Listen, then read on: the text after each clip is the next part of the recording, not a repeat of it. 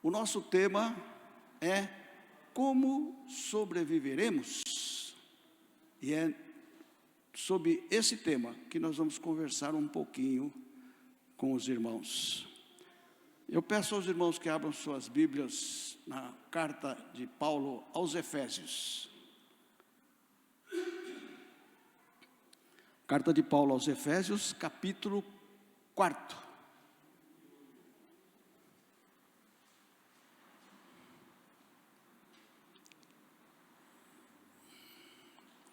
Quarto capítulo da carta de Paulo aos Efésios. Assentados mesmo, com muita reverência, vamos fazer a leitura deste capítulo. Por isso eu, o prisioneiro no Senhor, peço que vocês vivam de maneira digna da vocação a que foram chamados, com toda a humildade e mansidão, com longanimidade, suportando uns aos outros em amor. Eu queria destacar esta expressão, uns aos outros, que daqui a pouco nós vamos falar mais sobre isso. Então, vou ler de novo esse versículo. Com toda a humildade e mansidão, com longanimidade, suportando uns aos outros em amor, fazendo tudo para preservar a unidade do Espírito no vínculo da paz. Há somente um corpo, e um só Espírito, como também é uma só a esperança para a qual vocês foram chamados. Há um só Senhor, uma só fé, um só batismo, um só Deus e Pai de todos, o qual é sobre todos, age por meio de todos e está em todos. E a graça foi concedida a cada um de nós segundo a medida do dom de Cristo. Por isso diz, quando ele subiu às alturas, levou cativo o cativeiro e concedeu dons aos homens. Ora, o que quer dizer ele subiu, senão que também havia descido até as regiões inferiores da terra?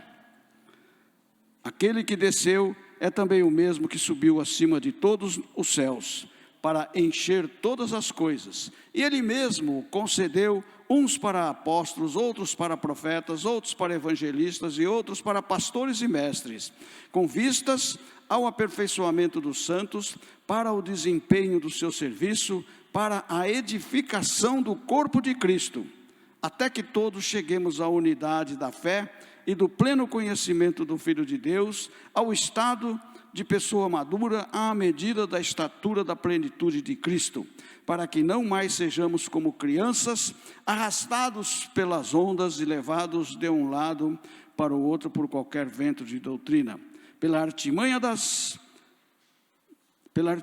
pessoas, pela astúcia com que induzem ao erro.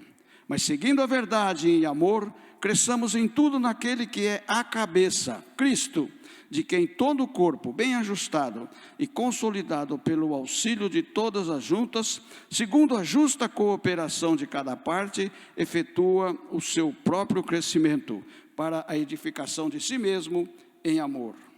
Isto, portanto, digo e no Senhor testifico, não vivam mais como gentios, que vivem na vaidade dos seus próprios pensamentos, tendo o seu entendimento obscurecido, separados pela vida que Deus concede, por causa da ignorância em que vivem, pela dureza do seu coração, tendo se tornado insensíveis, eles se entregaram à libertinagem, para de forma desenfreada cometer todo tipo de impureza. Mas não foi assim que vocês aprenderam de Cristo, se é que de fato ouviram falar dele e nele foram instruídos, segundo é a verdade em Jesus.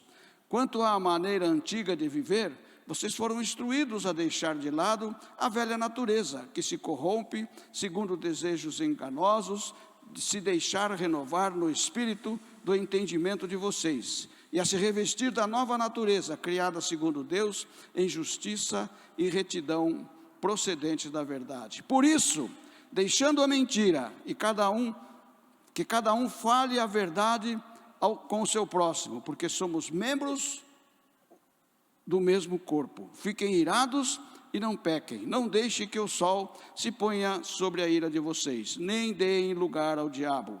Aquele que roubava, não roube mais. Pelo contrário, trabalhe, fazendo com as próprias mãos o que é bom, para que tenha o que repartir com o necessitado. Não saia da boca de vocês nenhuma palavra suja, mas unicamente a que for boa para a edificação, conforme a necessidade.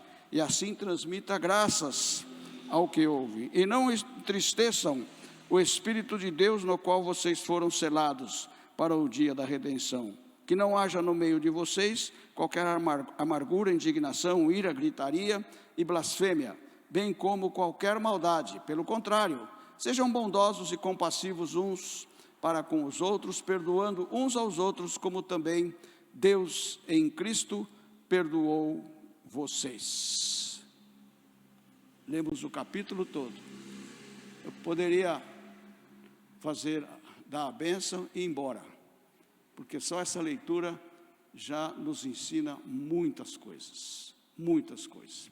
Mas nós vamos conversar um pouquinho sobre isso. Primeiro, eu sempre que falo sobre um texto da palavra de Deus, eu gosto de falar do contexto.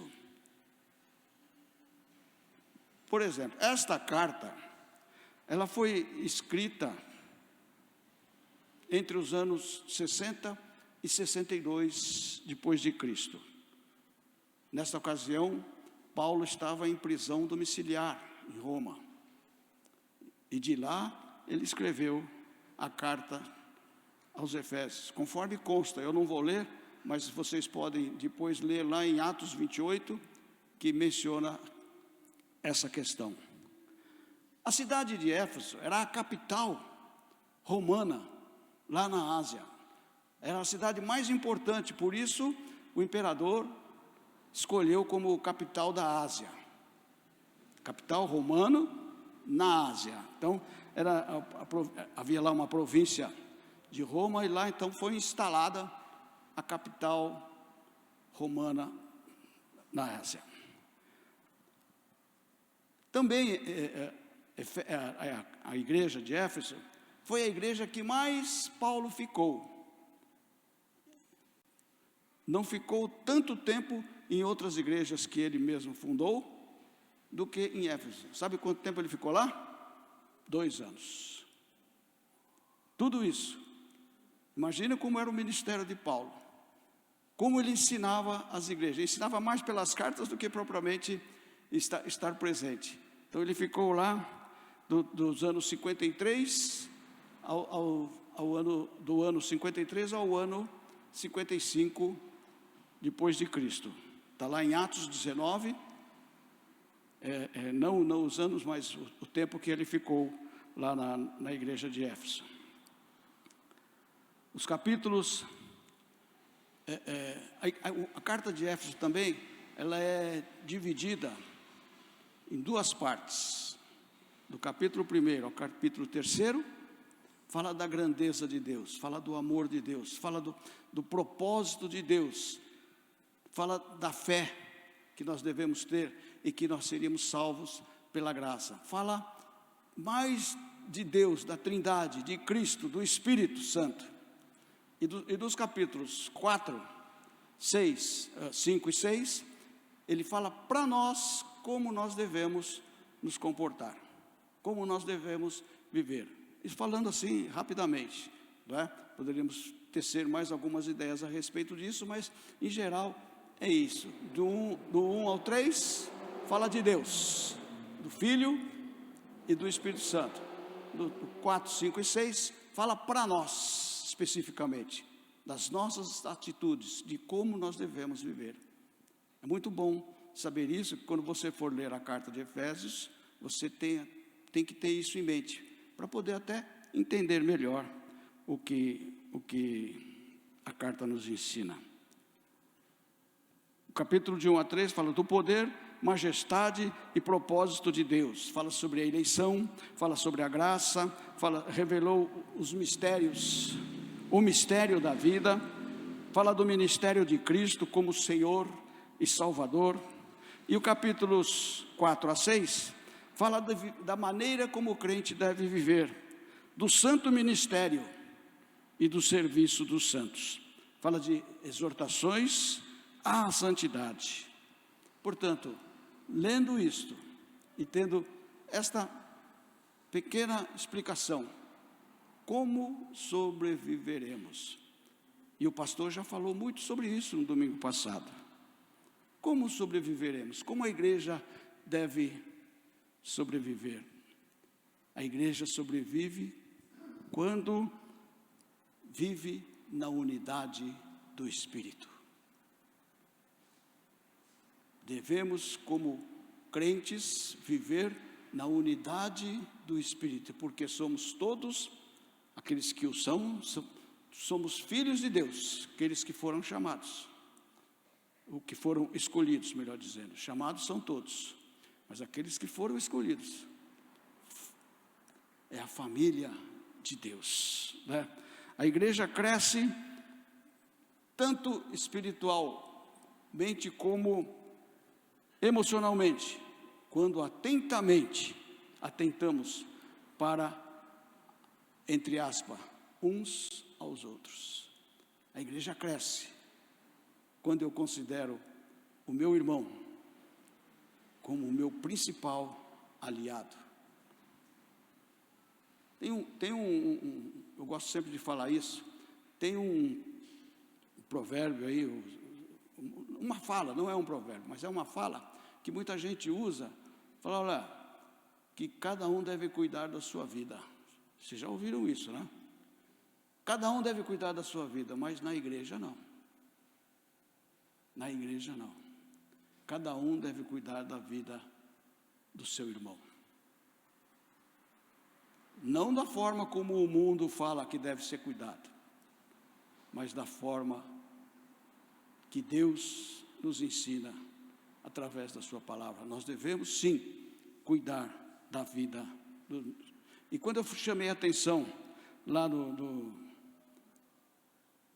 começo da leitura sobre uns aos outros, meus irmãos, gostaria, agora nós vamos ler alguns textos. Gostaria que você ficasse com a sua Bíblia aí, principalmente abra lá em Romanos, porque nós vamos falar que nós devemos amar uns aos outros. Abra lá em Romanos 12:10. Eu gostaria que alguém levantasse e lesse bem alto. Romanos 12:10.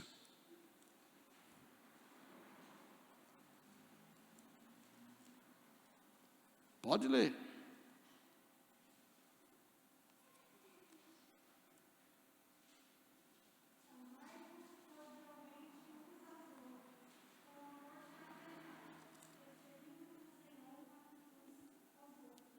Isso é mandamento.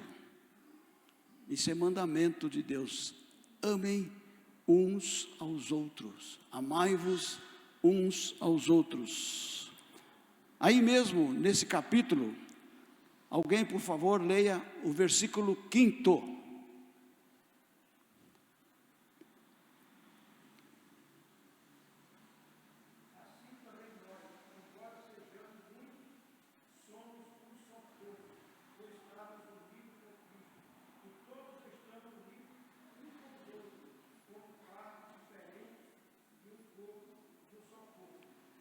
Vendo?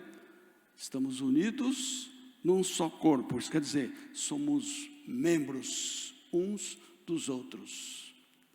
O meu braço direito é membro do meu corpo, o meu braço esquerdo da mesma forma, e os dois são membros uns dos outros. Então nós somos membros. Isso é palavra de Deus. Nesse mesmo capítulo, versículo 16,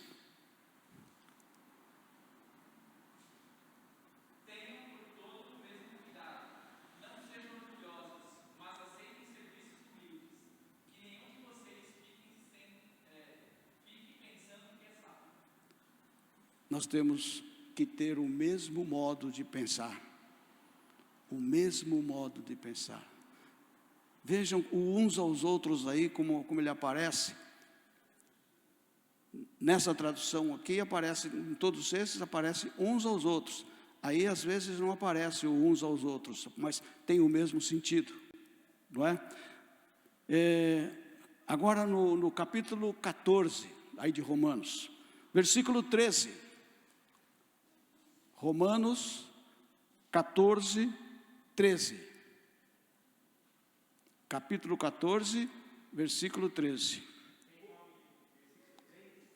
Pode ler alto.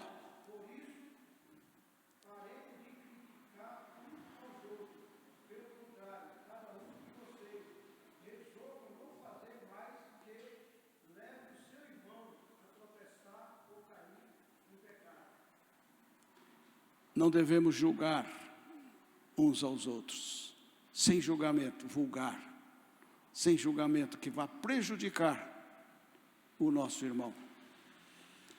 Aí mesmo nesse capítulo, versículo 19.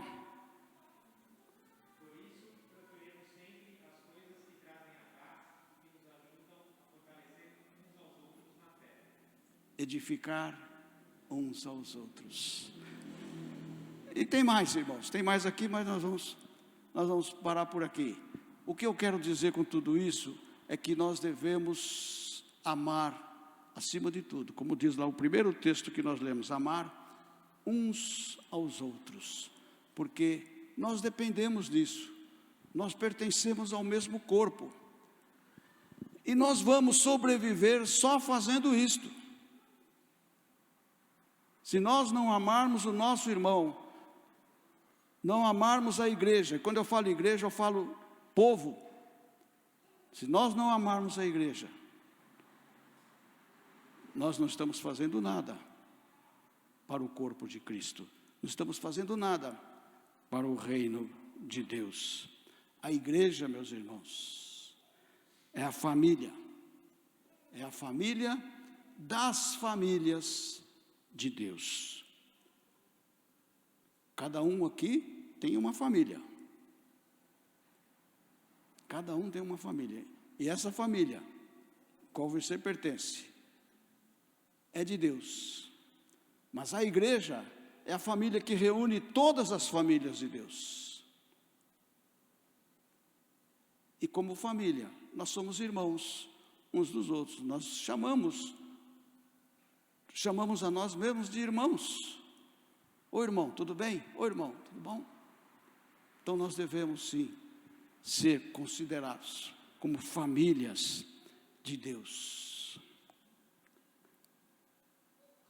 O relacionamento com Deus e com os irmãos, ele tem a forma horizontal e a forma vertical.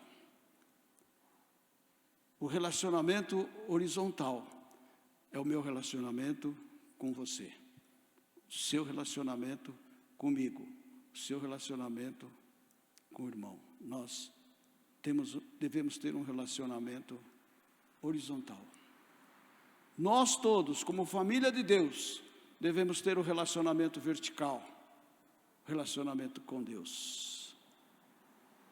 Eu individualmente tenho que ter relacionamento com Deus vertical. Você também, a igreja deve ter esse relacionamento. Lá em 1 Pedro, capítulo 2, versículo 9.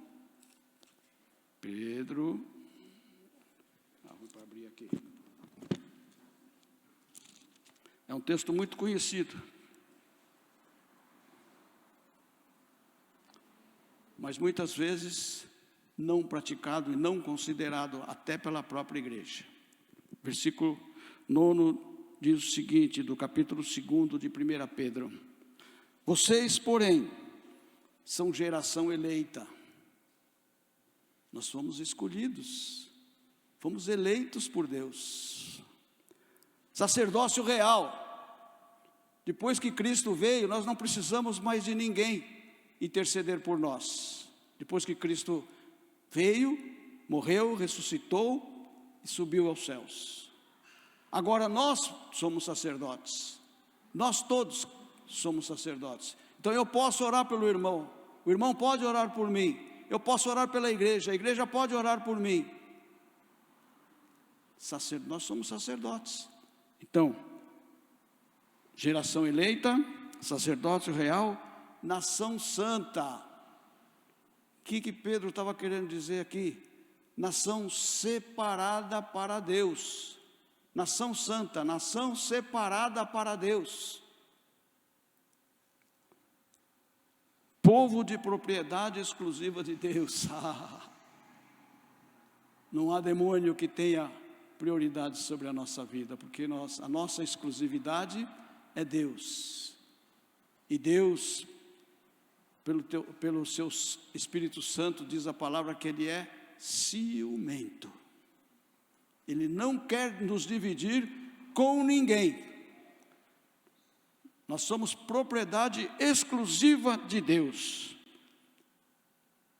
Se o versículo terminasse aqui, tudo bem.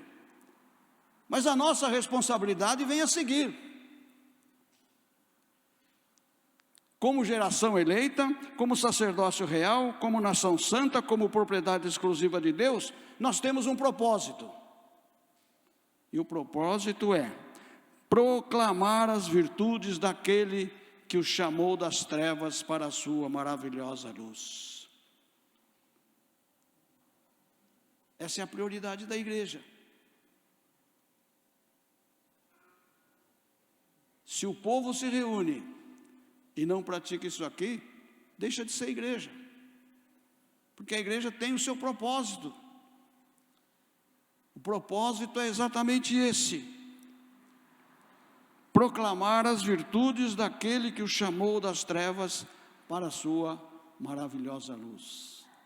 Nós, como igreja, sobreviveremos proclamando o reino de Deus, onde quer que formos.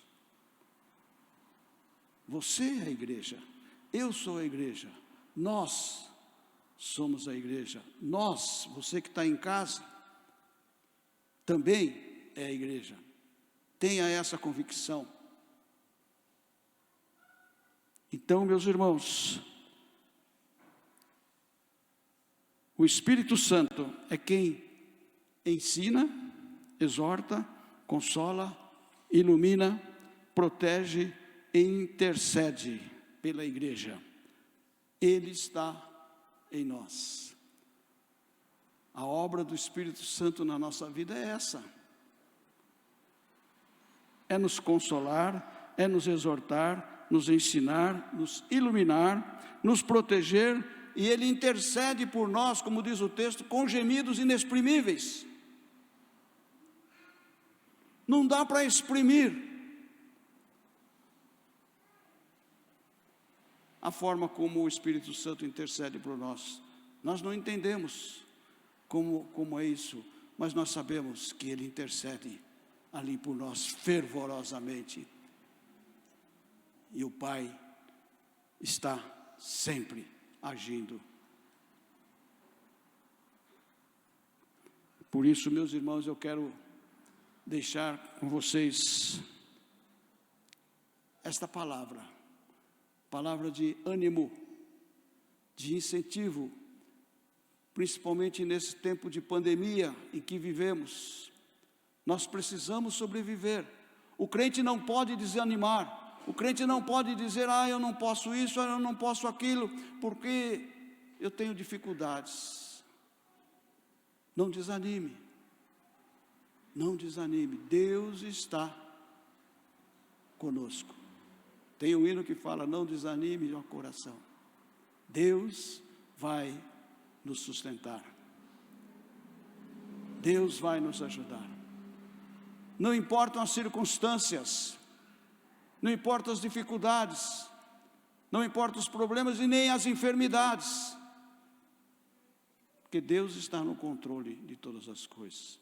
Se tem um irmão enfermo, nós precisamos orar por ele, mas ele não está sofrendo lá porque pecou, se ele é um filho de Deus. Ele está lá porque aconteceu. Se Deus permite isso, é porque Deus está no controle. Ele pode até levar o irmão, mas pode curá-lo também. Como Paulo dizia, que o morrer é lucro. Estar aqui é muito bom, pregar o Evangelho, mas melhor é estar com Cristo, ele fala. Melhor é estar com Cristo. Paulo talvez tenha sido o servo de Deus do Novo Testamento, o maior apóstolo, vamos assim dizer, se é que se pode dizer que houve um maior que o outro. Não gosto muito de fazer comparação, mas Paulo foi um grande apóstolo. Ele foi chamado no pecado, ele estava indo aprisionar crentes, e Jesus o chamou no meio do caminho. E o que ele sofreu, está lá: apedrejamento, afogamento, prisão, açoites, tantas coisas. E ele já estava no caminho, já era um servo de Deus, já era um grande pregador, mas sofreu. E a morte então, decapitado. Deus não poderia livrá-lo disso? Lógico que poderia, lógico. Mas qual é o propósito de Deus disso? De Deus nisso? Deus quer mostrar que Ele não é um instrumento para livrar somente, para livrar quem quer que seja da morte, da enfermidade ou do perigo, mas é o Deus de tudo. Ele poderia livrar Paulo das prisões, ele poderia livrar Paulo dos açoites, mas ele não quis. Mas ele falou que Paulo era um vaso escolhido para pregar o evangelho aos gentios. Ele foi escolhido para isso. Então, como agora nós podemos dizer, eu tenho uma enfermidade, eu vou desistir de ser crente, ou tenho uma pessoa que eu estou orando por ela, um parente meu, filho, pai, mãe, sei lá o quê, eu vou desistir de orar, porque eu não consigo mais. Não desista, não desista. Creia em Deus e coloque nas mãos de Deus a vida de quem quer que seja que você esteja orando. E Deus vai cuidar. Ah, mas se ele morrer? Deus cuidou. Deus cuidou. Está com ele. Se ele morrer, vai para Deus, se ele for um filho dele. Se não for, aí vai dobrar a sua responsabilidade, vai ter que falar de Jesus para ele. Fale de Jesus, porque se ele morrer, ele vai para os braços do Pai.